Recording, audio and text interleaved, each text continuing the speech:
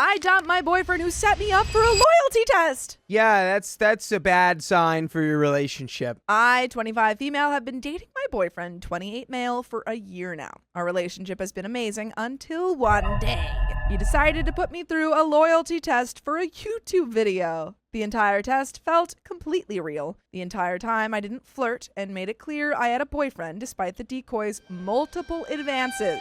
By the way, this comes from Royal Economics 1549, and if you want to submit your own stories, go to the r/okstorytime subreddit. I'm Sophia. I'm Dakota. And I'm Savannah. And we're here to give good advice goofly, but we don't have all the answers. We only know what we do. So let us know what you would do in the comments. You know, what's funny is I feel like we do have all the answers for this one. Oh, which is just, boy. Don't date anyone who would do this to you. Then all of a sudden, the whole crew came out. Not the whole crew! Not John Quinones on What Would You Do? You've been dating John Quinones this whole time. You didn't know. Shoot! My boyfriend in particular was smiling and happy when the YouTuber told me that this was a loyalty test and that I had passed. I sat there confused and stayed silent. When my boyfriend tried to hug me, I pushed him away and walked off. I was completely shocked and humiliated. I knew this was going to be on YouTube, so I didn't want to react the way they probably wanted me to, yelling, crying, making a scene. I simply said, the relationship ended the minute you decided to put me on a loyalty test. Oh, and that's gonna be a good video. Woo! Ay. Which is hopefully what he wanted. Like, what do you want to get out of that? Like, either you're like, views? Hey, babe, like, I was unsure that you were loyal to me, so now you have to think that I already think you're, like, kind of a scumbag who would cheat on me. But also, no, we just did it. You passed, and we did it for the clout, baby. We're going to be micro-famous now. Yeah. Everyone's gonna know us as the guy who tricked his girlfriend. Isn't that fun? When we tell our great-grandkids about this, they're going to know we're for real. We're forever. My boyfriend tried to stop me, saying I was being dramatic and that I had no reason to be mad since I had passed. No, buddy, that's what you have no reason to be mad because she passed. You're getting that mixed up. That just made me angrier, and all I wanted to do was go home. The next day, he called me wanting to talk in private, which I agreed to. However, he had already told his friends, our mutual friends, and my own family about the situation. During our conversation, he would call them or pull up their text messages so they could back him up. I was almost like, well, he should do that because he's like, he should immediately go, guys, I messed up so bad. What do I do? And instead, he's like, well, see, you can't be mad because they say that you can't be mad. What an idiot. They all said I was overreacting and that I should be happy because now that he knows I would never cheat, we can finally settle down and be together. That was the determining factor. I had to put her through the lie detector. Now we're good, right? I've met one guy like this in my life who's like, yeah, like I like to put little people through like experiments, you know, to see how they'll react, just to see what kind of people they are. And I'm like, oh, you know what that tells me about you? It tells me that you're psycho, and I know what kind of person you are. So stay away from me. Yeah, I love him and have considered that in the future, but I feel completely invalidated. In my opinion, loyalty tests are a lose-lose. Either you cheat or you don't. But either way, it proves that your partner doesn't trust you. I was completely confused because I thought I had given him zero reason to doubt me. I'm sure you did, but this guy was cuckoo. He just wanted some Cocoa Puffs, girl. And he wanted everyone on YouTube to see him getting those Cocoa Puffs. So when I asked him why he did this, he admitted that it was only because his ex had cheated on him multiple times in the past with her coworkers.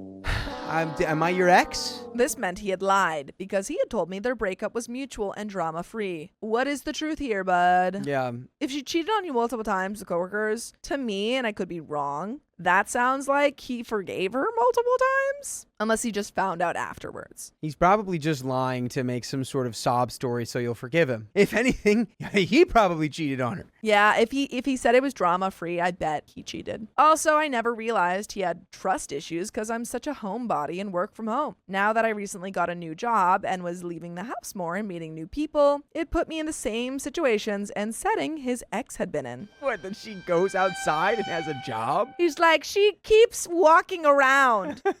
Today she went to the coffee shop and I think she cheated on me. I'm pretty sure she's speaking to others. Oh, God. At the end of our conversation, he asked if we were breaking up, and I told him I needed space. Let's maintain that space forever. Yeah. That was 2 days ago, and I'm still being bombarded with people saying I'm being irrational for being mad about this. The only thing he said in those 2 days was that because I passed, I shouldn't even worry about the video coming out since they only post the fails as if that was my concern. So not only did you not trust me, you were hoping to shame me publicly on the internet, but it's all good now because I passed. And I'm supposed to go, oh, thank you, honey schnookums.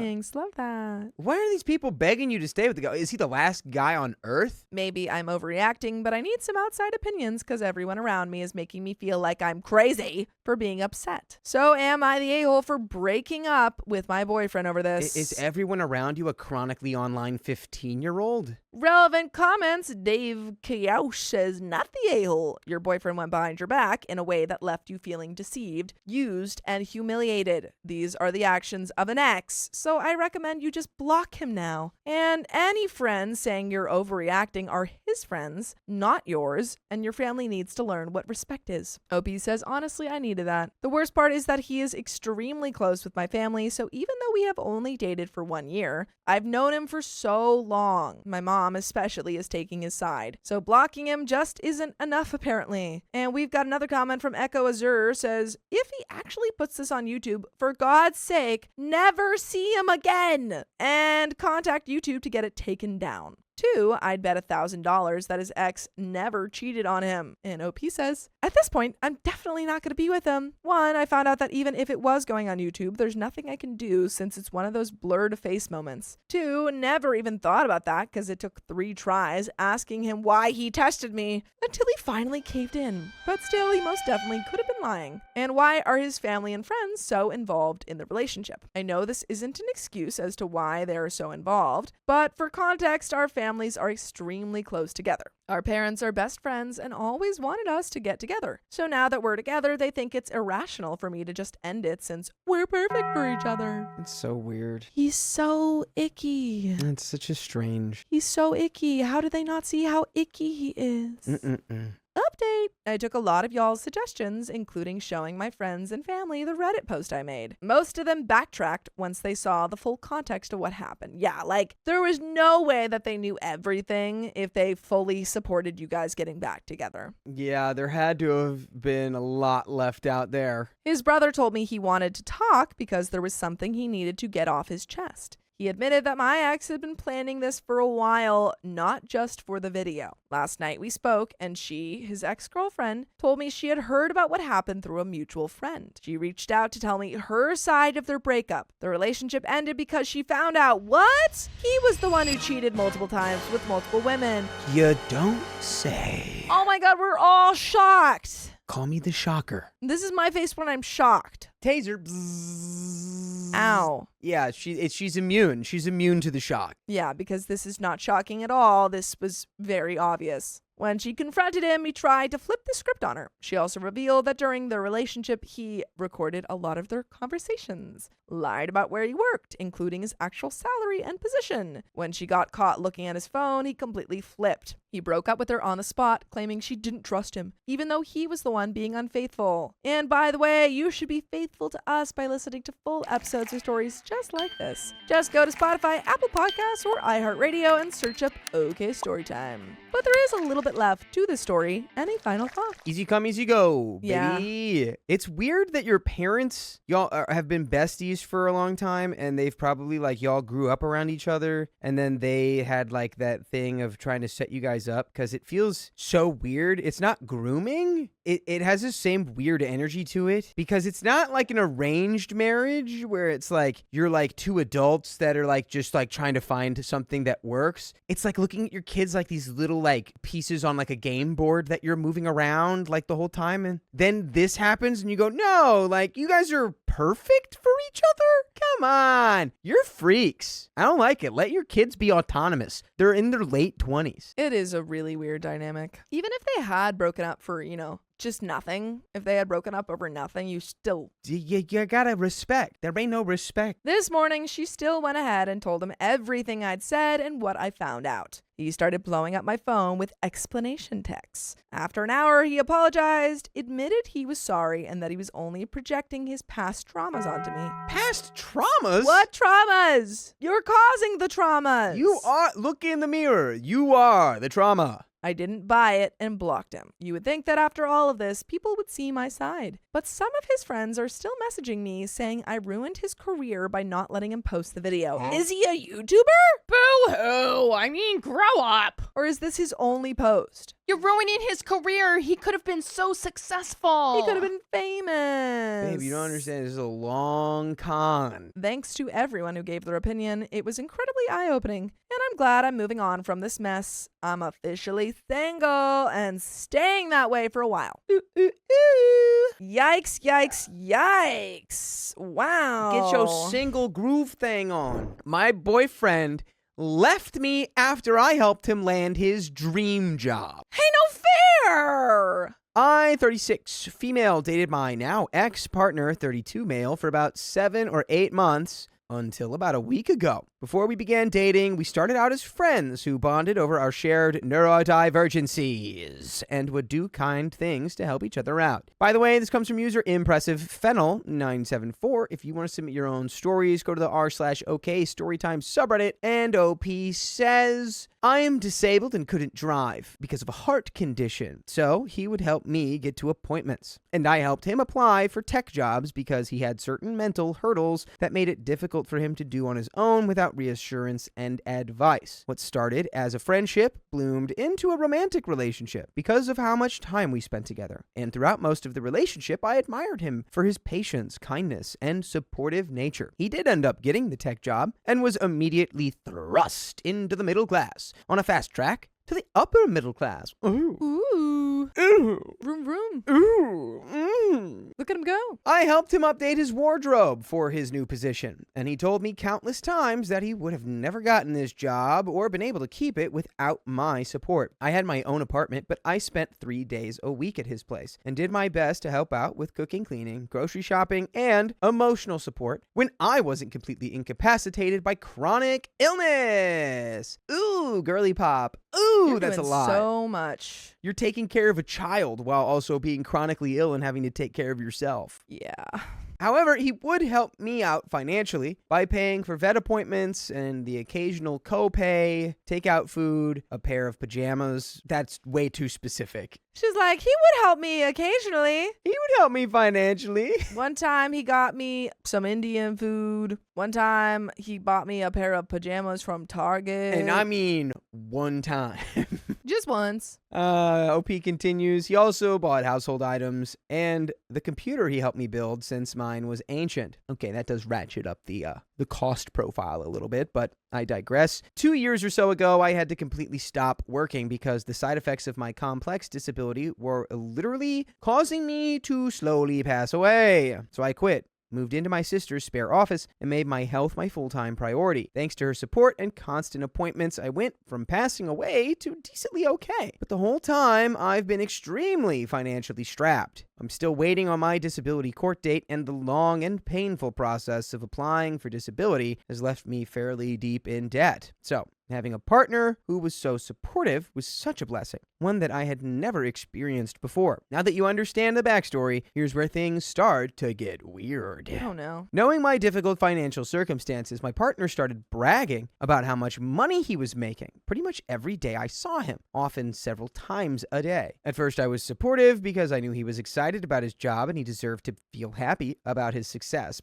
But it started to become a little much. I did at one point say to him, I'm not sure if you're aware of it, but you talk about how much money you make a lot. And while I am happy for you, the frequency of how much you talk about it makes me uncomfortable. Yeah, well, at a certain point, it just feels like he's dunking on you, Yeah. especially if he's not like helping you financially. And I'm not going to lie, that was a beautifully structured sentence. It's not what you should have said. You should have directly confronted him and said, hey, do you realize when you talk about your money, you're actually making me feel bad because you're taking shots at me because I make no money right now? So when you flex about all this money you're making, you're sort of talking down to me? Do you not see that? And here is a mirror to help you see it. However, this behavior continued. At one point, he was bragging about how he met all his savings goals without trying and how he could afford to get a house soon after only 2 months of employment, and kept saying stuff like, aren't you so proud to have a partner that's so good at saving? Over and over. This is weird because how long have they been together? Well, they only dated for 7 or 8 months, so it can't be that long. Yeah, it just seems like he doesn't see any future with her that involves him helping her as well. It's all just about him, and she's just kind of there to be a little cheerleader.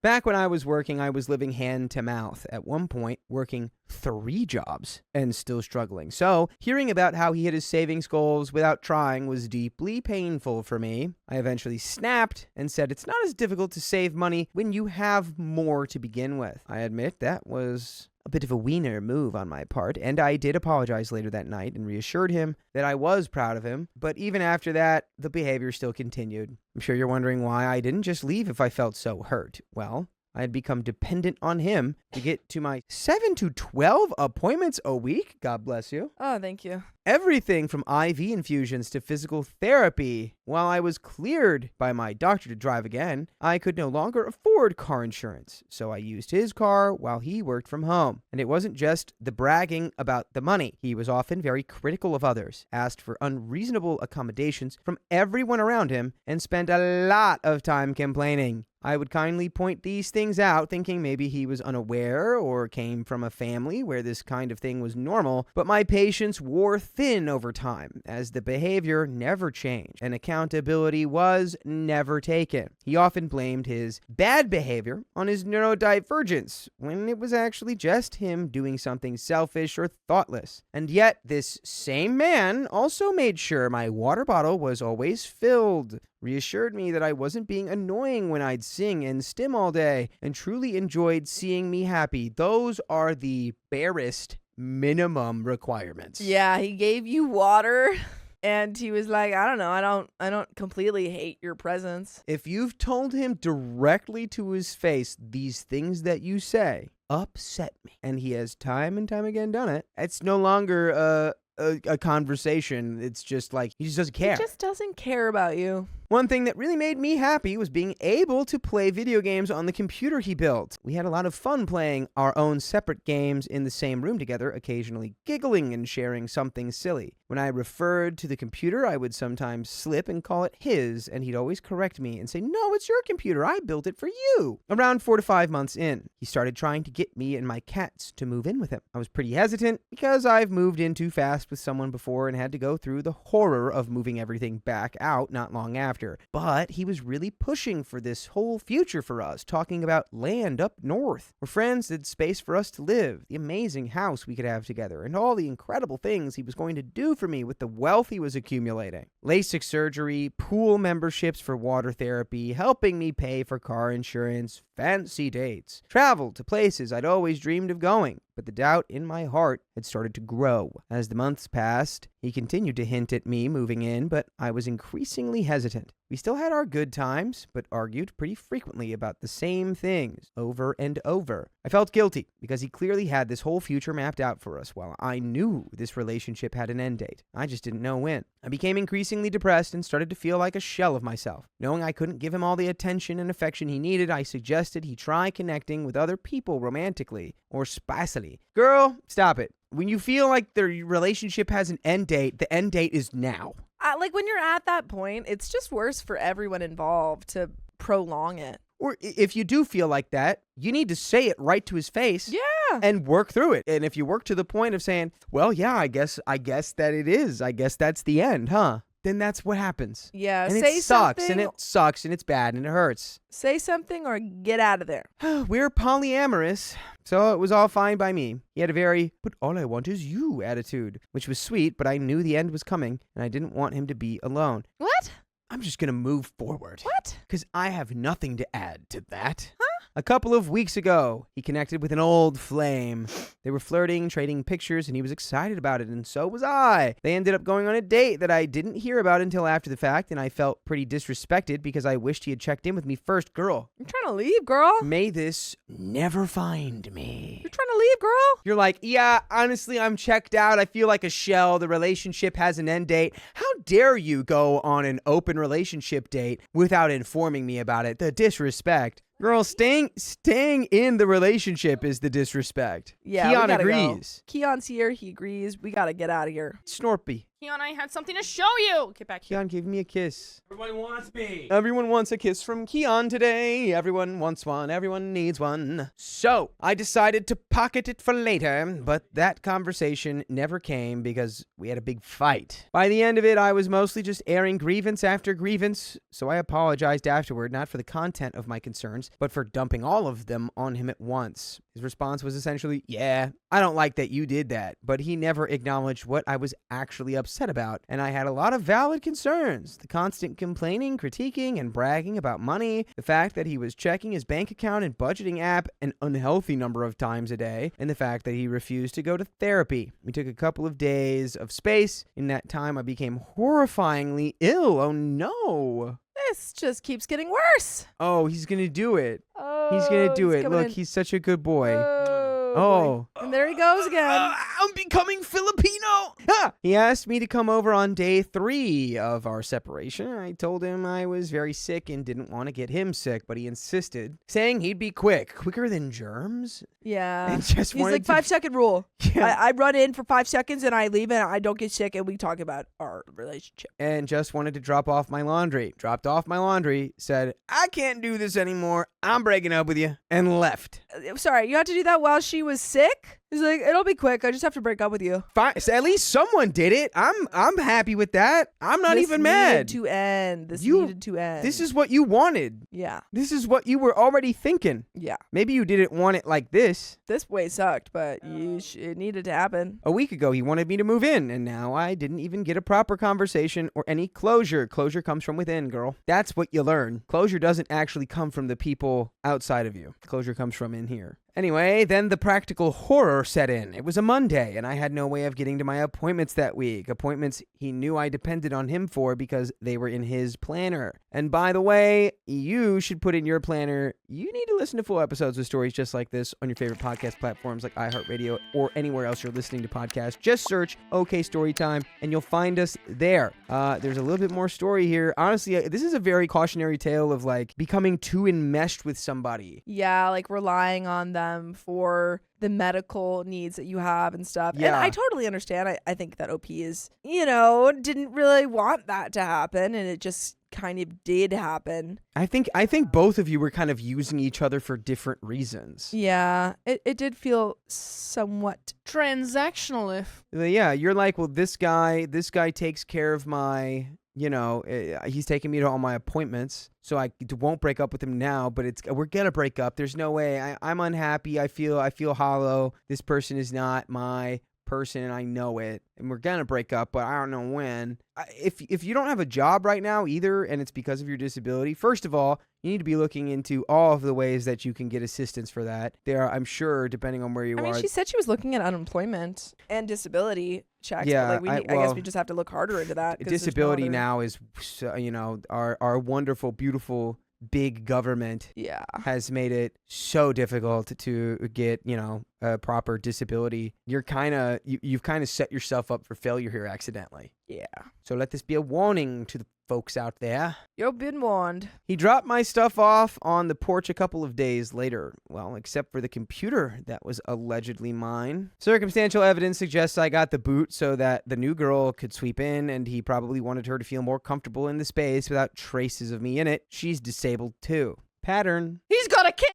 I think he just likes people that rely on him. Maybe he'll set her up on the computer once he's deleted all my save files. Maybe in a couple of months, they'll start talking about communes and LASIK surgery and fancy dinners at fancy restaurants. I hope she has enough courage to stand up to him when he's being ridiculous. So I guess my side question is it wrong to ask for the computer back? It was a gift. He reminded me several times that it was mine, not his. I just feel guilty even thinking about asking, but also, who could literally afford another one right now? And that's the end of that story. That's what she's worried about. Yeah, y'all were fully just in a transactional relationship. It was not good. It was not good at all. Very bad, actually. Yeah, you can ask for it back. Can't hurt. But if he says no, I don't know what you're really going to do about it, but it can't hurt to ask. You could try. Because and if you did get that, I would probably sell that computer so that you have money to pay for however you're going to get to all your appointments. A lot of places have services that run shuttles or,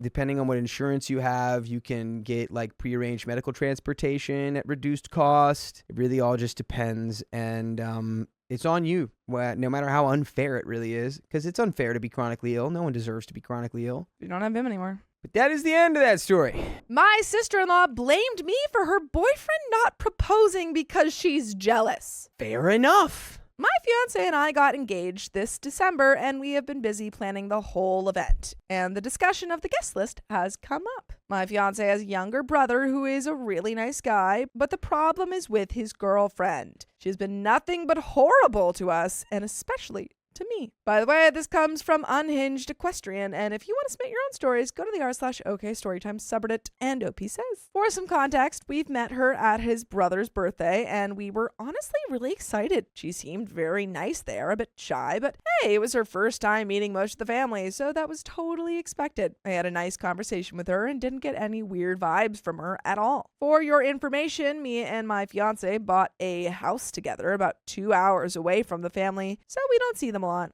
After that, we got engaged, and the next time seeing her was the week of New Year's. The family rented a house close to us so we could celebrate together and have a fun week together. I unfortunately had a change in my work schedule a few days before they arrived, so I had to work 3 days of the 5 they were there. The first night, we all went to dinner together, and sadly, my fiance was sick, so he couldn't make it, but I was excited to spend some time with the family and the girlfriend. The whole time I tried to make conversation with her, and she kept dismissing me with rude answers or just ignoring me. I was a bit weirded out, but thought maybe the holidays were tough, so she didn't mean it. 2 days later, we had a get-together at the vacation home, and I joined later because I had to work. When I came in, she didn't greet me, and while eating, she ignored me again. And later, during some Christmas bingo, she snapped at me to hurry up with checking the card. Trying to play Christmas bingo, and you're ruining it. You're really messing up Christmas bingo, and that's not what Santa would want. I love bingo, and I would be personally really pissed off if someone was interrupting it. So there you have it. Me and my fiance both felt weirded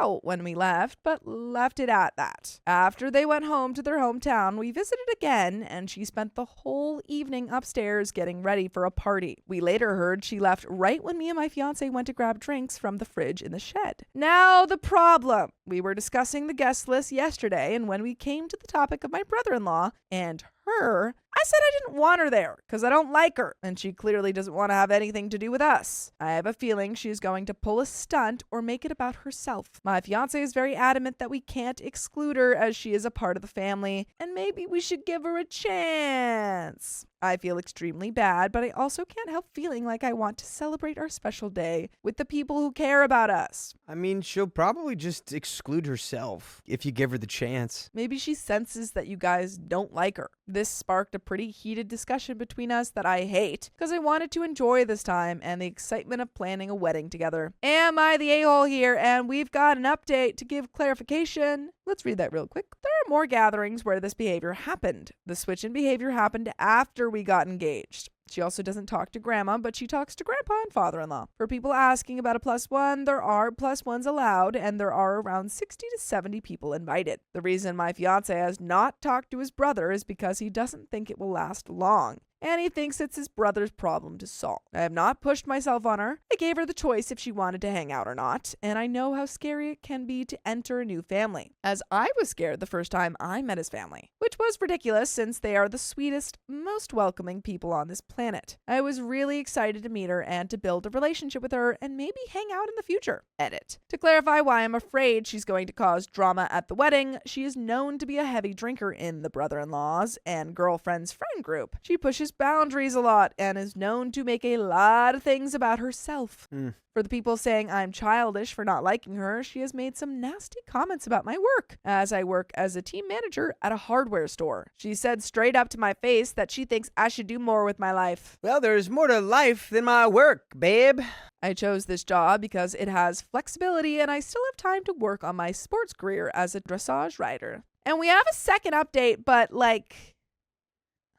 OP is a horse girl confirmed. I don't know. I mean, she's just kind of rude. And if you don't want her at your wedding, you don't have to have her. But I think she just might be a little bit rude at your wedding. I think that's kind of the biggest concern here. Yeah, I mean, she's a rude lady who ruins bingo. And we don't want rude ladies who ruin bingo at our weddings. I hate those people. That's a bingo. That is a bingo. I don't know. You don't have to have her at your wedding. That's my advice. Update. We have an update, and it's a wild one. This happened yesterday, and I had to get my head straight because the ego on this girl is honestly pretty impressive. My mother-in-law called me yesterday because apparently the girlfriend tried to trash talk me to my in-laws, and she was not having it. She made the girlfriend sit down and call me with her so she could explain what her problem was with me. It's a few things, so here we go. She's jealous of my relationship with the in-laws. I'm incredibly close with them, and she feels that I don't leave room for her. I told her that there is more than enough room for her, but she didn't make a great start by ignoring me and grandma, and that every relationship is different and takes time to form. She's jealous of the engagement. Honestly, I already expected this one. She apparently told the brother-in-law she wants a ring too, but the brother-in-law told her he's too young and they haven't been together long enough, so she should manage her expectations. She thinks it's my fault the brother-in-law doesn't want to propose yet. OP's just over here trying to play bingo. She is mad that she isn't invited to go dress shopping. Do you even like OP?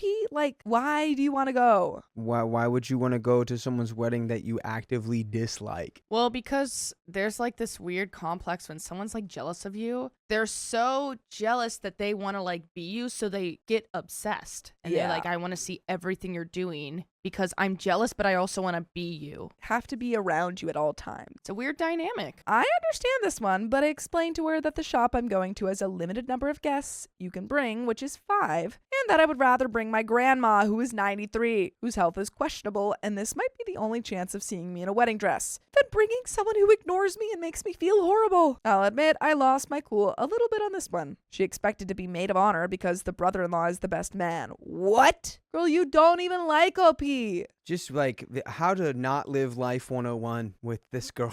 I honestly didn't know how to react at first because I asked her straight up why I should make someone who did not make an effort to be part of this family and who ignores me, my maid of honor, my support of the day, instead of my best friend who I've known since kindergarten. She believes that because the brother-in-law is best man, she should automatically be maid of honor. She also wants me to pay for her dress, which I immediately said no, because she's a guest and not part of any bridal or groom party. I only have my maid of honor and no other bridesmaids, so I'm not gonna make her one just to please her. By the way, it would please us if you listen to full episodes with stories just like this. Just go to Spotify, Apple Podcasts, or iHeartRadio and search up OK Storytime. There is a little bit left to the story. Any final thoughts?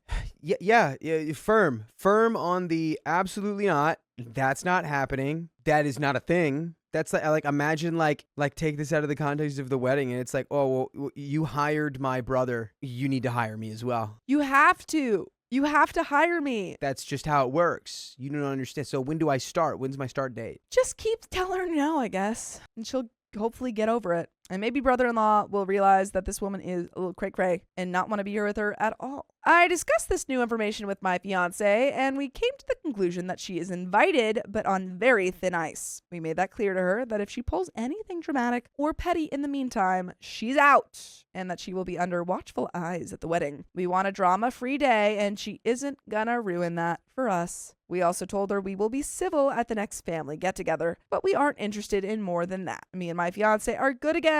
We had a really big laugh about this, and we're gonna enjoy each other even more after this. Nice. I hope your wedding goes really well. My date looked nothing like her pictures, but I still pushed through the date. She's a catfish, but maybe she's nice. This girl and I met on Instagram. In the pictures she had sent, she looked very much my kind of gal. And I enjoyed the conversations with her, so I thought to ask her out. We decided to go to the movies. Now, this is where all my problems began. Oh no. By the way, this comes from user The Ultimate Ruler. And if you want to submit your own stories, go to the r/okstorytime subreddit. And OP says, I'm on the phone with her trying to figure out where she is when she says, oh, look behind you. I can see you. Creepy. I turn around and lo and behold, I see someone completely different from the pictures she had sent. In the photo, she looked about 5'6", very pretty face, and a nice body. What I saw was a 4'4", extremely overweight girl that looked completely different from what I had seen. 4'4" is, I believe that's like, That is dwarfism. You're diagnosed little. I think if you're under like, what is it, 4'10" or something? Yeah, I think it's 4'10" or 4'11". I turned around and I saw a very overweight little 1-inch man. Now, at first, I was a bit weirded out, but I thought, oh, well, it's not all about looks, and continued the date without calling it out, as I enjoyed our conversations prior, which, in hindsight, was a huge mistake. We go off to book our tickets, find our seats, and settle. So now the movie's about to start, and she hasn't said a word, so I want to start some sort of conversation with her. But every time I try to say anything, I instantly get shot down because she is, quote, busy chatting with her friends. Fine, I thought. Let's wait until the movie starts. The movie begins, and I try to move a little bit closer to her, but she keeps moving away, so I just let it go. I would not be letting this go, my guy. Yeah, I'd be like, hey, I think maybe we're done here. You don't seem to like me. You also don't look anything like you said you looked. And also being like, sorry, I need to talk. I need to chat with my friends while on this date. Yeah, very weird. There's strange energy. Like, I'm starting to think that, like, maybe you didn't even set up this date and that you're just, like, covering for your friend who didn't want to go on the Very date. strange, very strange. I don't know. She then turns around and says something about the movie, which I can't remember, but a remark has to be made. This girl has never brushed her teeth. Oof, and I mean... Oh God, no! Why are you trying to get closer to her? She's got that SpongeBob green line stank halitosis. Oh, the one that makes him ugly. She's got the she's got the her breath absolutely stank. I couldn't even look in her general direction while she was speaking. This wasn't even the problem. What? That wasn't all of the problem. I'm not gonna lie, I get up and I leave. Yeah, I say, I'm I'm like, sorry, I gotta this go. isn't gonna work. I gotta go. Yeah, I gotta go. I hope you enjoy the movie. Bye. Don't be mean, but just clearly just get out of there. A bit into the movie, this girl tells me she wants to say something. Now, what she told me absolutely shocked me. She says that she's been doing something called shifting, where she transfers her consciousness into another reality and lives her life with other people. And currently, in her other reality, she's dating a Marvel character that she's deeply in love with and has been since she's 10. Sorry. That was my brain. What was that? I mean, but also, what is that? I will say this was a huge thing on TikTok where people talked about shifting to other realities and they were like, yeah, no, I did it. Like, you just have to plan it all out and stuff. And it was so strange. What? There is a chronic online illness amongst the youth. I don't think we will fully comprehend for another Thousands of years. big chunk of time. Like, I think after a decade goes by, I think maybe we'll comprehend what exactly has been going on. Yeah. But boy, oh boy, Not yet. at this point, the blood is rushing to my head. I have so many questions. Why did she agree to go on a date if she's already dating someone in her different reality? That's what you're asking yourself? Why did she never bring this up? And the biggest thought of all, is this girl insane? Yeah. She's insane in the membrane, and she's insanely stinky in her mouth. Stinky in the mouth. It's getting stinky. I'm very off-put now, and just lean the other direction and try to watch the movie while not seeming very upset. Keep in mind, I just got rejected by this catfish because she's dating a Marvel character in a different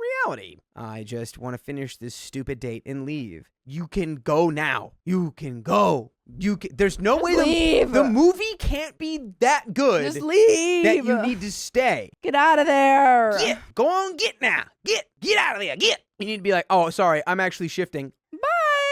Bye. Gotta go. gotta shift out of my chair. I'm shifting to the reality where I'm not on this date. When the movie is finally over, I try to explain that I'm gonna leave, but she says she's really hungry and wants to go for a bite. We go to a wing place, and she orders about 5 portions of wings. I just want to leave at this point, so I don't order anything. While we're waiting for her food, I ask her about her whole shifting thing. What she said next made me even more furious. By the way, if you want to shift your way into full episodes of stories just like this, you can just go to your favorite podcast platform, iHeartRadio, or wherever you listen to podcasts, and search OK Storytime, and there you'll find us. And you don't have to shift to another reality to do it. What does she say? What does she say? Ah! That's what she says. No, that's what you're saying. Says, sorry, I accidentally shifted into the reality where I'm a creature of some kind. And I only speak in screams. She says that she's been into shifting for 2 years and that she is deeply in love with this Marvel character. So I think that maybe she's actually able to somehow do this. And if so, I ask her how often she does it. This girl tells me that in the last 2 years, she's only managed to do it once. Yes, once. She had a 1-hour dream about a Marvel character, and now she apparently is dating him and loves him, and that's why she doesn't want me to get near her. This girl must be absolutely insane. Brother, you're equally as insane. Like, why are you still here? You are the exact same level of insane. Why are we still here? Because you bought her 5 portions of wings after the movie date. You're crazy. Y'all, I don't know what y'all need. Oh, but here we go. Here comes what happened next was the final straw. I didn't mention it yet, but throughout the entire date, she's had a very bad cough. And I kept thinking maybe she's just asthmatic or something. So I ask her, and she replies, "Oh, no, I just have the vid right now." What? So, yeah, unfortunately, it was just too late for me to leave. That's not true. You have free will. You can do whatever you want, actually. I try to lean back and stay away from her to not catch the vid. And the moment she's done eating, I thank her for the date, pay for the food, and jolt out of there. And that is the end of that story. I'm infuriated that we listened to that because that means that you stayed for the whole time. Sorry, guys. I guess I picked the wrong one. No, that was great. It was great. That was great. In a truly mind-boggling way. Great in like a car accident, like on the like a 17 car pileup you can't not look at. It's terrible, but also wow. But that's the end of that story, folks, and we've got some comments. Yar. And these comments come from the video "Fake Husband Stole Money from My Mother-in-Law." And this was posted May 25th, 2025. And the TLDR comes from story 1. Opie's mother-in-law fell for a romance scam and gave away $70,000 to a fake boyfriend online. Oh, no. Pawning off properties worth hundreds of thousands of dollars in the process. Opie flew all the way to Laos to stage an intervention, broke down doors with a crowbar to find her, and spent hours convincing her it was all fake. Just when they thought they got through to her, they found out she had a secret backup phone the whole time and was still talking to the scammer. Then she put a hex on them for good measure. If you're curious to know the full story, you can go watch the full video. Comment 1 by Michelle74. This lady isn't lonely, she's crazy. My dad is 81 years old and has been yelling at scammers for years. I have to actually tell him to let them live and block them, LOL. Yeah. Comment number 2 by Chef Sarah 4104. My friend's mother-in-law gave away tens of thousands of dollars and found herself alone in a foreign country because of scammers like this. Her family tried so hard to convince her it was a scam with no luck. So sad. Big yikes. Also, comment 3 by Tell It Like It Is 5139 says, we don't need programs to teach old people to stop from being scammed. We need to stop scammers. First of all, scammers. They don't discriminate against any age. Well, Yeah. it's kind of impossible to stop scammers, but it is possible to teach people how to recognize scams. Number 1 is, does it feel a little too good to be true? It just might be. And we have one last comment by Kyla Fueler that says, if I didn't have a heart, I'd be a scammer. Well, there you go. And on that note... That's concerning. That's like being like, if there wasn't CCTV and DNA evidence, I'd get away with anything I want. Yeah, I'm concerned, but we're going to finish this episode anyway. So if you love us, make sure to subscribe. We love you And and see you tomorrow. Hey, don't leave yet. We've got some stories that we think you'll enjoy, so stay tuned for the next one. My friend is ending our 15-year friendship because I refused to host her. I guess 15 years means nothing nowadays. 15 Jeez. years out the window. And by the way, this is a direct OK story time from one of you guys. Awesome. Hello, everyone. First-time poster here, and English is not my native language. I love your show, and we love you, and have been thinking of posting this for a while now. I really tried summarizing this story, but it is kind of a long one. I, 31 female, have been friends with Jessie, 32 female, since we were 15 years old. I had just moved to a new town, changed schools, although I was used to moving, had some difficulties making friends. By the way, this comes from user Actual Development 95, and if you want to submit your own stories, go to r/OK Storytime subreddit. So, just like you did. That's great. Crazy. There you go.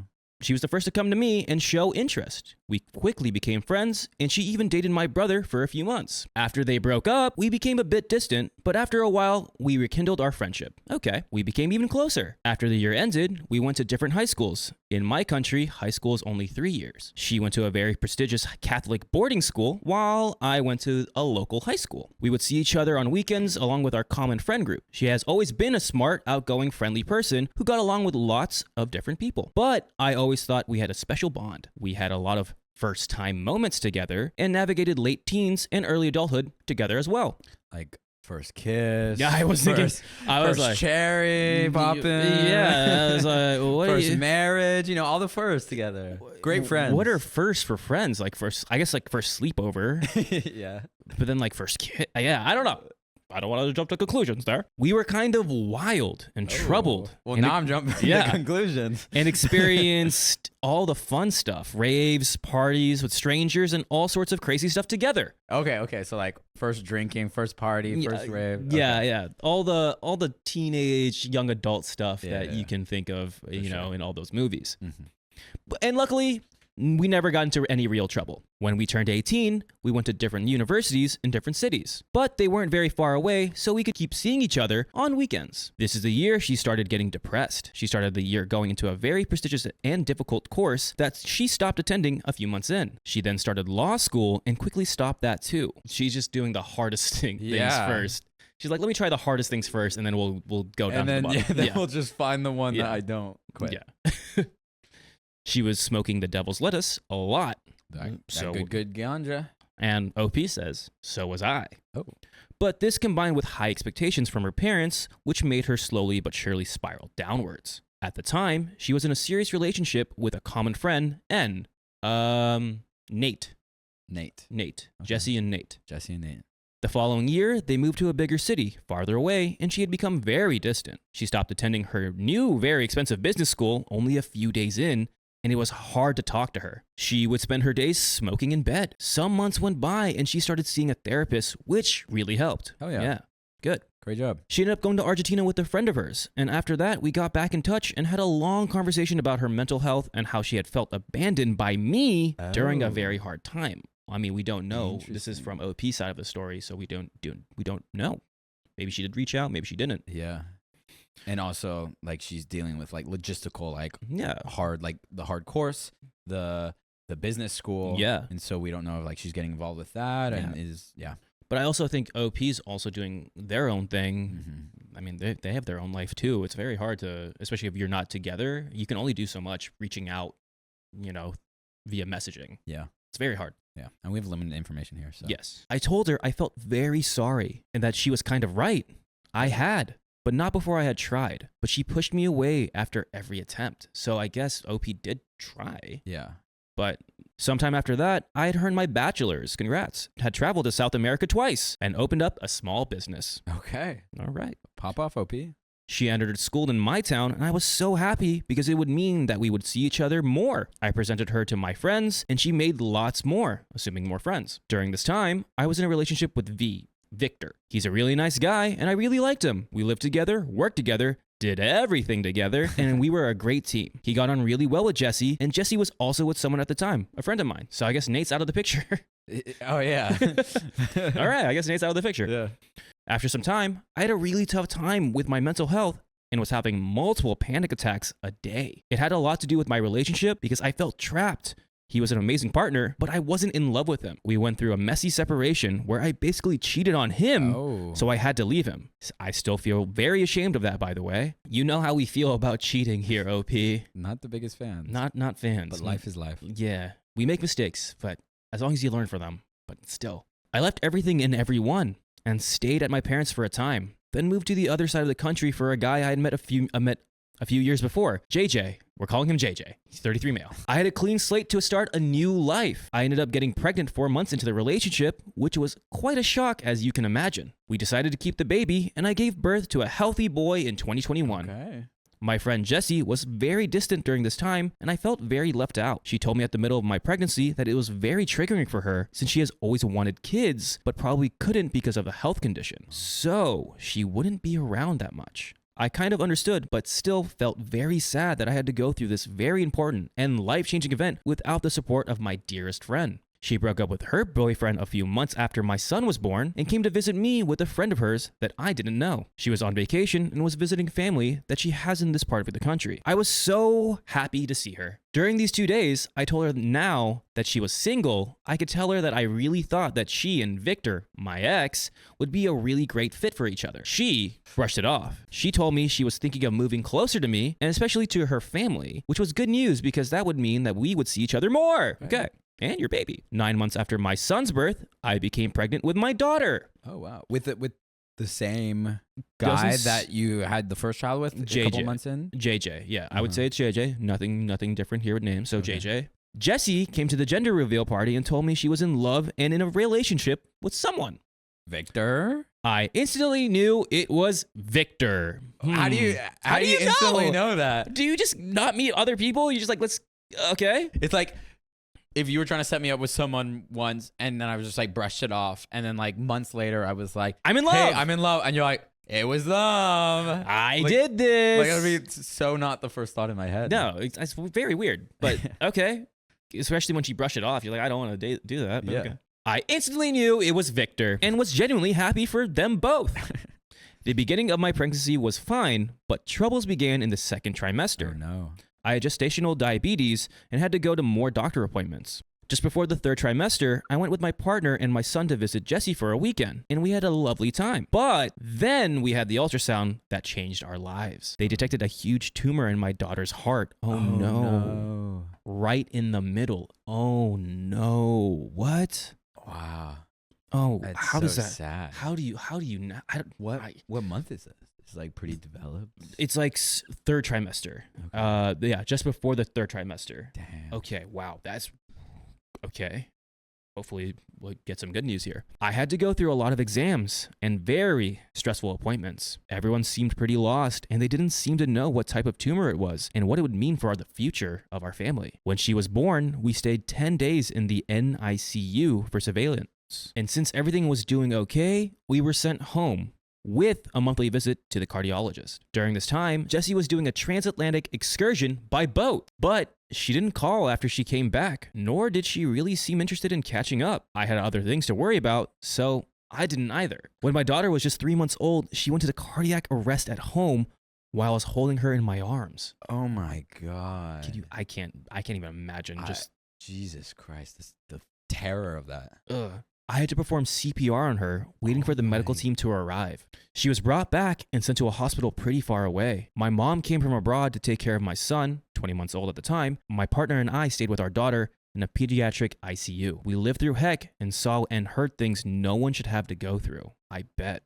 My friend works in a prenatal ICU and says that the pediatric ICU is just like the most traumatic place ever. That's probably the most traumatic place to be. It's probably one of the happiest places or most traumatic places to be in. Seriously. I see. And so life. Yeah. And so OP is living in there. It seems like we're spending a significant amount of time. Because her daughter's in there, but there's more. It's not just her daughter. It's everything. Yeah, you're just in the whole environment. I would hate. That would be so bad. Yeah. Oh, man. I just remembered a very sad, tragic tale. Oh, what is it? I remember when a young Samuel Donner, he wanted to join the cool kids, but instead of labeling you as one of the cool kids, They called me Salad Boy because I ate nothing but salads and could not trade my lunch for a lunch. cheese dripping, bro. You know what community will always welcome you with open arms, Sam? And make you feel like a cool kid? The great people who have OK Storytime memberships. Oh, I heard that 60 plus hours of members-only content Monday, Wednesday, Fridays. You heard right, Sam, and it's only $5 a month. So go to the link in our description, youtube.com/OKOP show/join. Now back to the story. Chomp, chomp. Since her case was very rare and unique, they kept her in a coma for 2 weeks. Oh my God. During which she nearly fell into eternal sleep several times before deciding to try and take the tumor out, which they did. Oh, Okay. fantastic. Wow, this is an emotional roller coaster for me. Seriously. I'm more invested into your daughter's health than anything else it over seems the like friendship. the point of the story rather than like this friendship over 15 years. Yeah. During this time, Jesse and Victor came to visit us once at the hospital, and it was very comforting to see them. She was there for me and supported me by calling and texting often. We ended up staying 7 weeks in the ICU, Jeez. followed by 8 weeks in an orbital hospital wing close to home. After leaving the ICU, Jesse wouldn't call or text anymore. A second open heart surgery was planned a few months after, when she was just 9 months old. Jesse wasn't even aware of it. She still has no idea it happened, actually. I tried calling her the day of, but she didn't pick up, so left it at that. That's something you just communicate. You just can't assume. Yeah, sometimes people call me and I forget to get back to them, or sometimes I call people and they don't get back to me, but it's like if I actually needed something, I'd text them with the reason I was calling. Yeah. You just, okay. Like you missed one call, so I assume they don't care anymore. Exactly. You can't. I hate that. It's a big assumption there. That's a terrible assumption mentality. Something that I haven't mentioned about Jessie that is relevant to this story is that she has ended very close friendships in a heartbeat in the past. I feel like that would have been very pertinent at the very beginning. Yeah, it seems like first initial context. Yeah, she's a great friend, but she also cuts friendships very quickly. Yeah. Sometimes for what I could consider good reasons, others not so much. She's the type of person who has things her way or no way. She also ghosts people frequently, not answering text or calls on month's end and coming back whenever she feels like it. I'd gotten used to this behavior and accepted it, not getting too offended. I don't believe you. From what I've read in the story, I do not believe you because you did not tell us this information. And it seems like, again, like I don't talk to Jesse and it pisses me off. And then we done talk and now we're goody-goody. I feel like you do get offended. It seems like you got offended when she didn't reach out with your daughter. And you think that's why they're including that information like so much further in the story? Yeah. I naively thought that if we were still friends after all these ups and downs, and after more than 15 years of friendship, that we were always going to be friends. I was wrong. A few months after the second operation, she sent me a voice message asking me if she could stay at my house for one night after going to a wedding. She didn't even bother calling. I sent her a short text saying yes. I was kind of pissed off she wouldn't call, but still glad to see her. When the day came, she hadn't sent any news, any confirmation, nothing. So I called her. She answered, and I asked her if she was still coming, as it was already 2 p.m. She told me she was, but that the train arrived at 11 p.m. tonight. I was taken aback. I told her that it was very late, and that with a baby and a toddler at home, it wasn't very convenient for me to have to go to a train station so late, and possibly wake them up when we came back home. She told me she had mentioned the time in her voice message. I listened to it again, and she did. I told her I was very sorry, but if she had another plan, that I would prefer her she slept somewhere else. But that if she had nowhere else to go, then I would of course take her in, since I had agreed to it in the first place. Is there an option for her to Uber in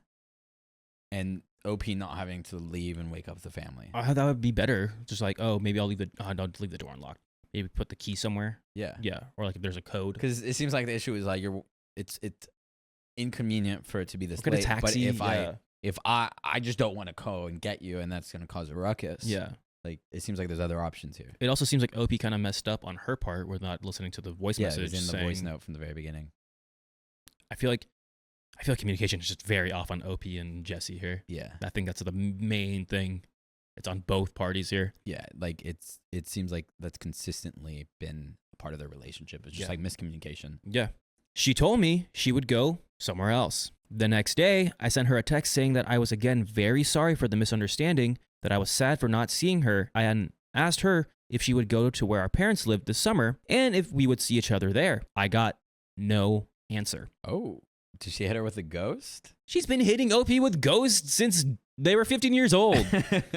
I tried reaching out to her several times over the next months and got no answer. But we can always give you an answer by going to our episodes. With stories just like this, just go to Spotify, Apple Podcasts, wherever you get your podcast app, and search OK Storytime, and we have the answers right there for you. Yes. There's a little bit more to this story, but Alex. Yes. From what we got throughout this very convoluted timeline with OP and Jesse, I think we said it already.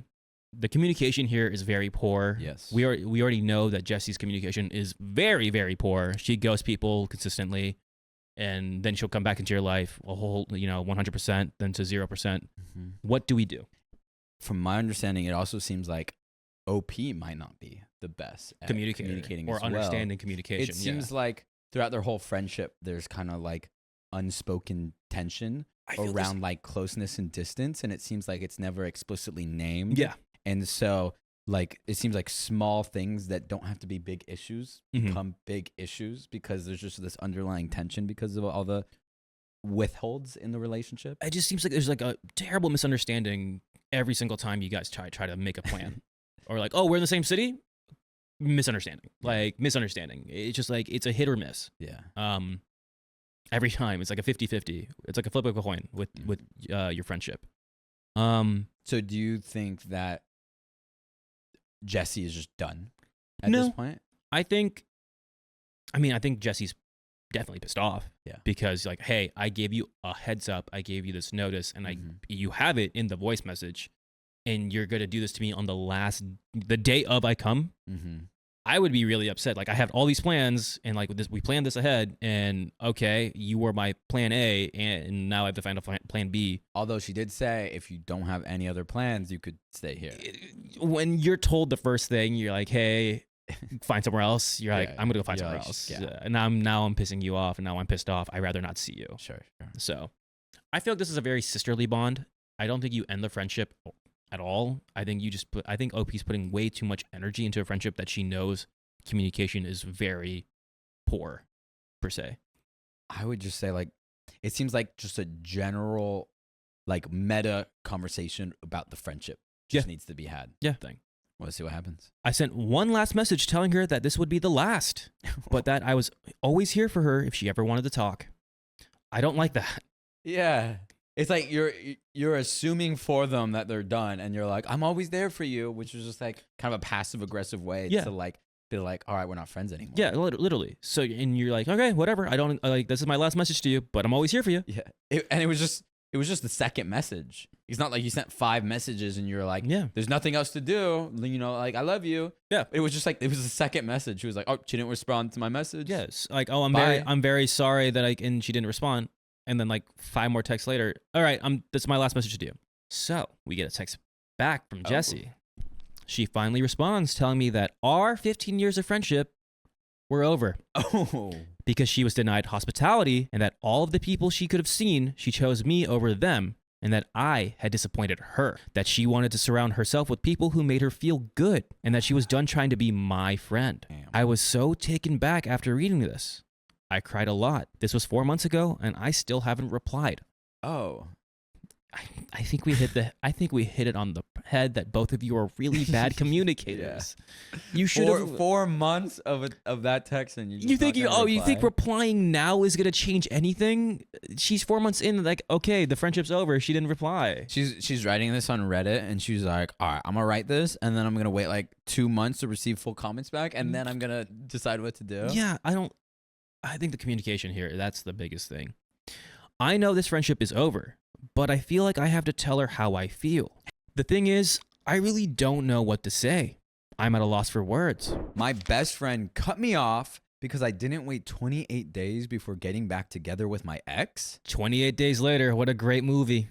This is from you guys. This is from our OK Storytime community. So we got one right from home. All right. Love it.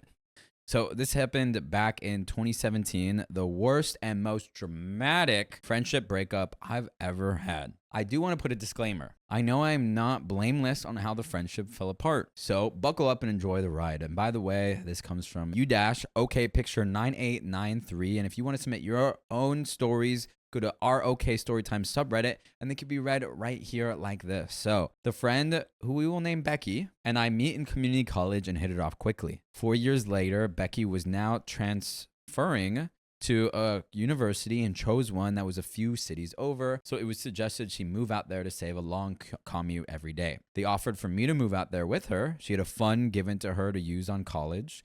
I felt a little hesitant at first. She'd be paying the same for an apartment with just her or us, and plus her parents felt more comfortable with me being with her since we'd been best friends for 4 years by now. So we moved into a 1-bedroom apartment, and I transferred to the local community college and decided to also get a job so I could pitch in a little so I wasn't completely freeloading on my friend. I gave half my earnings to her, and on my days off, I would attend classes with her, ones I could get away with sitting quietly in or hang out on campus. She made some friends with classmates, which I got to also become friends with, and we'd all hang out. Well, there was one friend who was a guy, totally my type. Oh, yeah? Yeah. Okay.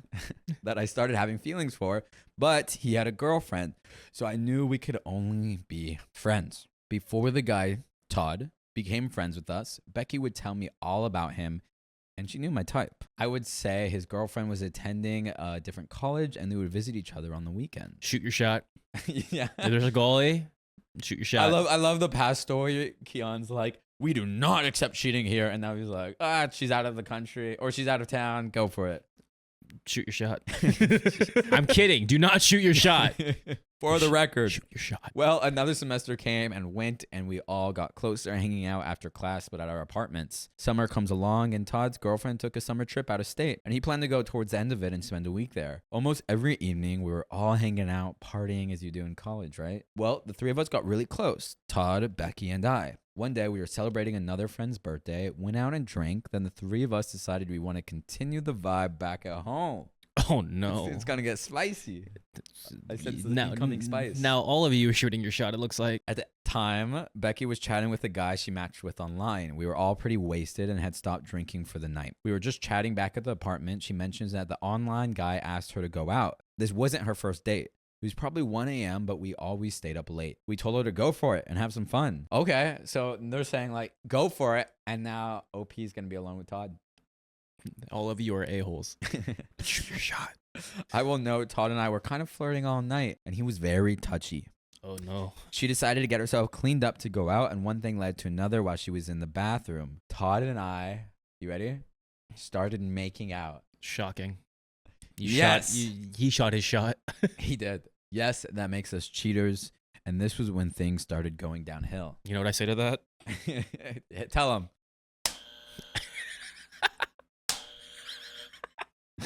That's fair. That was really good. Yeah, it was satisfying. Todd and I started making out. Yes, that makes us cheaters, and this was when things started going downhill. I knew the moment that happened, Becky was going to call me out on it and probably lecture us. I didn't want to hear it at the moment. She came out. We stopped. She asked, what was up? And I told her, nothing. Oh, that's so... Have fun. Oh, come on. Nothing's happening. They're like on top of each other. Nothing. It's like where you're like, you see the couch and it's quickly like, oh, jump to that side. Yeah. What do you guys do? Nothing. Nothing. Why are you so sweaty? Don't worry about it. Just working out. She left. He asked why I didn't tell her, and I explained what would have happened. I told him I didn't want to ruin her night and mine. I will be honest, I was selfish. He did explain later that he had emotionally checked out of his relationship, but technically he was still dating, so yes, we were in the wrong.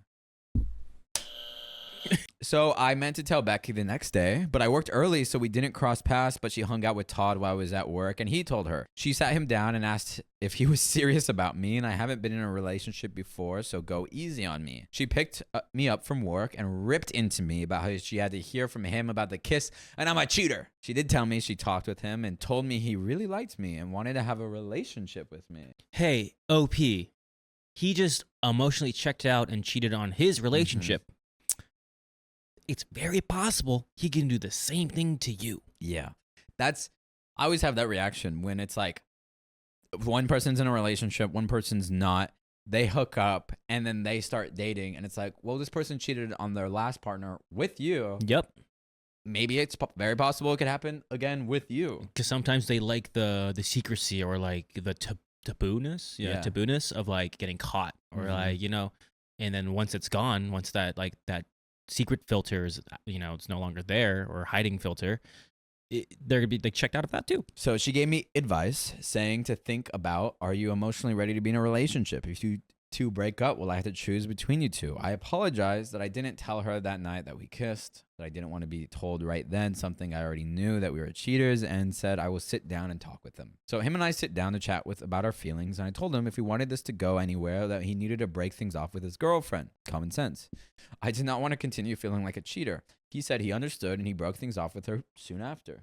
Okay. Now, unfortunately, during the time waiting to hear if he broke it off, Becky and I were chatting about him, and mostly if I was ready to be in a serious relationship. It came down to maybe I was not, and that he and I should casually date/friends with benefit. So, which I never had one of those before. I wasn't experienced in anyways. So Todd and I started dating, and Becky started telling me that my personality had changed. You've changed. I was hanging out with him more than her. Wow, you get a relationship, you're supposed to hang out with your best friend over your partner? It's OP's first relationship. I think any first relationship, you're just gonna be like you're just gonna like dive in. You're gonna be a straight up magnet to that. Yeah. Especially at the beginning. Duh. So if she went back to her parents for the weekend, I couldn't join because I'd work weekends. I'd hang out or have a date with Todd. One night he took me to the bar right across from his place. I was texting Becky details. I got off work and said I was going to the bar with Todd. I made the mistake of saying I'd go home that night, but Todd and I were having a good time together, and I ended up sleeping over at his place. I didn't text her to inform her I wouldn't be home. She was at her parents', not the apartment, and would be sleeping over instead. You have to remember, we had known Todd for a year by now, so it wasn't like I was out with a stranger. But I got my phone blown up in the morning asking if I was okay or alive. She apparently stayed up all night waiting for me to let her know I was back at the apartment. Why would she know if you're not at the apartment or not? She's at home with her parents. No, she was upset that OP didn't let her know. Oh, I mean, that's fair, but how would she not know? Like, did she walk into the apartment, like, where's OP? Like, she didn't know, because... No, she was just expecting for OP to message her and be like, I'm home safe. Okay. Which, if she never asked you to do that, it's kind of just an assumption that was going to happen, even though it was never agreed upon. Yeah, that's a common sense assumption. No, I mean, like, the friend is making an assumption that she text her. Yeah. But they had never agreed upon that. Communication. So I did text her when we left the bar and we were back at his place. So she still texted Becky. I didn't ghost while we were at the bar or anything, so she knew I wasn't wandering around town. I got another lecture on how I don't tell her anything anymore. Because she would get mad at me or lecture me about everything, I started leaving things out from her because I didn't like being berated every time I told her things. I didn't with Todd, but I wanted to share because she was my best friend. I'd have a good time with him and come home, tell her, and she'd give some kind of advice. Okay, guys. Unsolicited advice. No one enjoys receiving that. No one. If it's once in a blue moon, that's fine.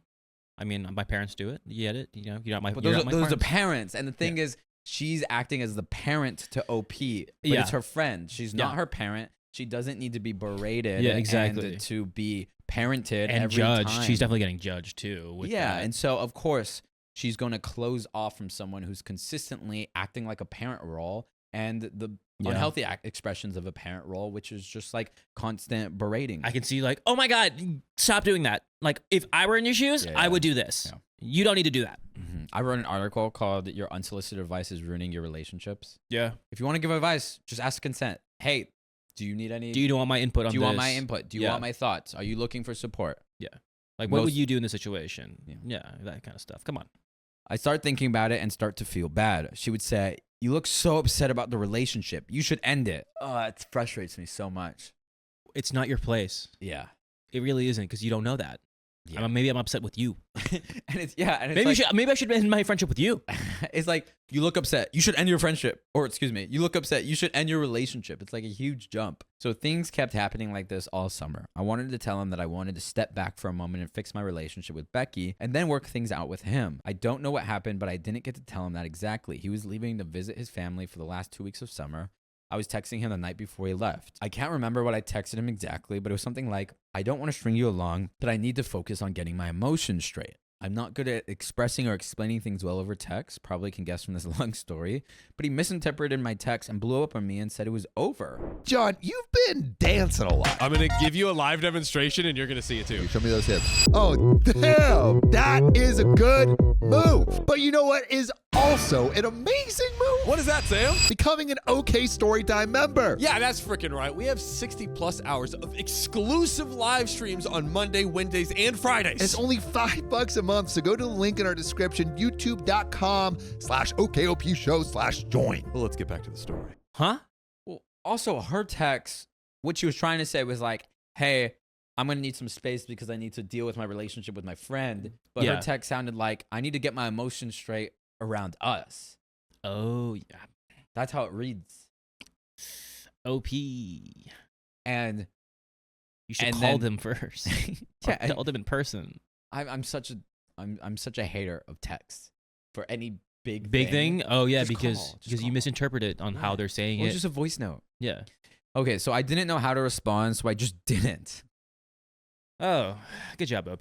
Becky and I worked things out, got matching tattoos as a sign that we were inseparable. What is this story? I'm so frustrated with everything. This story right now? It's just like...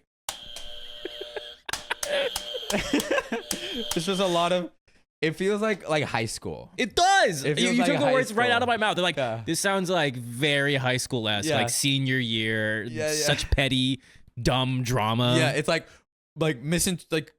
bad text about emotions, break up without actually understanding what the text meant, and then get back together with your best friend, get tattooed. It's like such like a high school, like coming of age saga. It really does. And you gotta play like a really cool song at the end of it. You have to play a great song at the end, and then put your arms out and go under a bridge on a car. I love that movie. So good. Such a good movie. If you know that, you got to know that movie. It's such a good movie. All right. The new semester starts. She has classes with Todd. She asked him why he blew up like that on me. He reads the text to her and tells her what he thought I was saying. She smacks her head and was like, no, she's bad at writing. This is what she meant. He texts me apologizing and says he wants to chat in person. I had a few weeks to get over it. Becky and I were back to how we were again. I tell him, let's just be friends and move on. I regret making that choice till this day. Why'd you make that? Why'd you do that? Because it was probably a pride thing. It's probably like a prowess thing. Like, oh, you broke up with me is what you lost. Like, but we can be friends. I have no idea.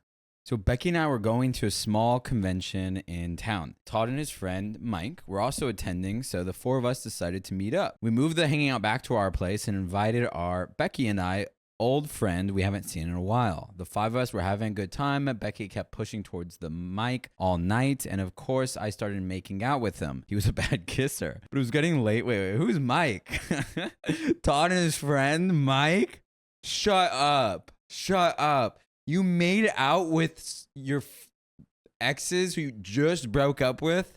Friend? The first time you're hanging out with your ex is a friend?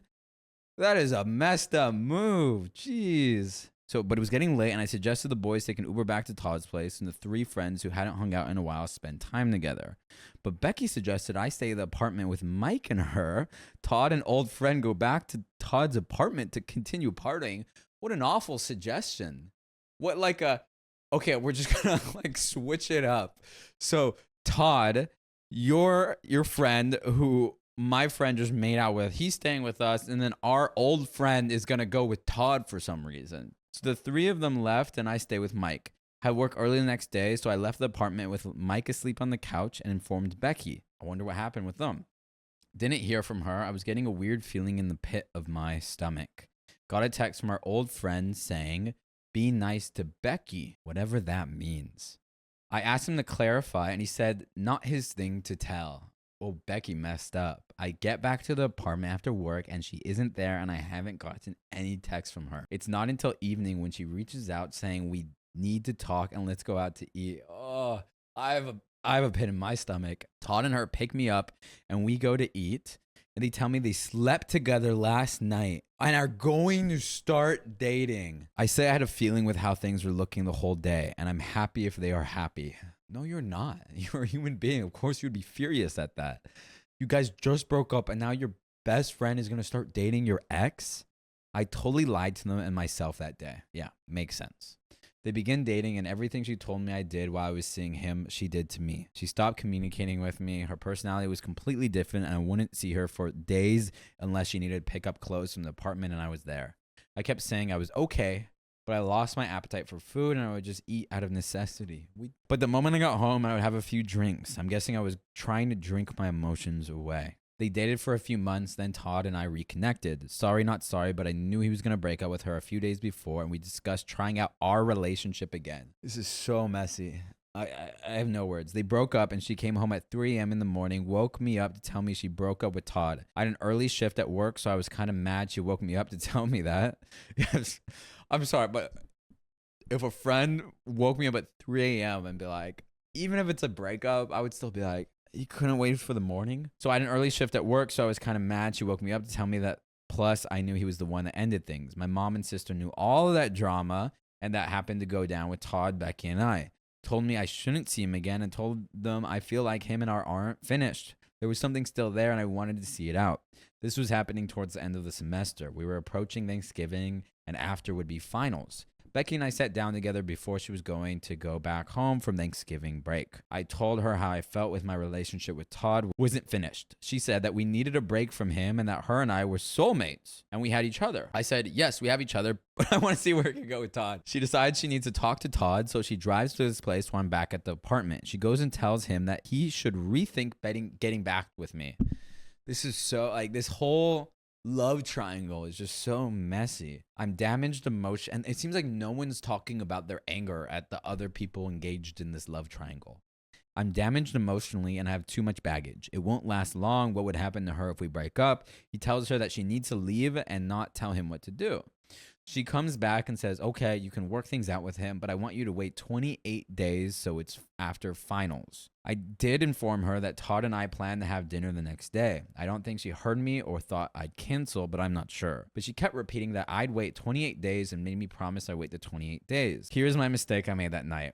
I promised her I'd wait. I shouldn't have done that. I stood up for myself and told her no, but I did not. She left, but not before she said 28 days. So she's like, 28 days, 28 days, 28 days. And OP's like, okay, I agree. And then knowing that she's not going to wait the 28 days. So then I texted for a little bit before I had to sleep, early shift the next day. I did confirm that we'd still be having dinner. He picked me up from work and took me home to change out of work clothes. We went out and then ended back at his place. I slept over at his place. I texted everyone a happy Thanksgiving. Not the 28 days, but hey, we got close. We got one day in, or maybe it was under 24 hours, but it wasn't immediate, okay? It wasn't the next second after a friend left. It might have been a couple hours after a friend left. Todd had plans to have Thanksgiving dinner at Becky's house, plans made months ago, and decided to still go because it was on his way to see his mom. I asked him what time he has to be at Becky's. He says that she told him whatever time before 4 p.m. that was dinner time. He got to her place at around 1 p.m. and she opened the door and immediately asked him if he slept with me last night. I heard this from him.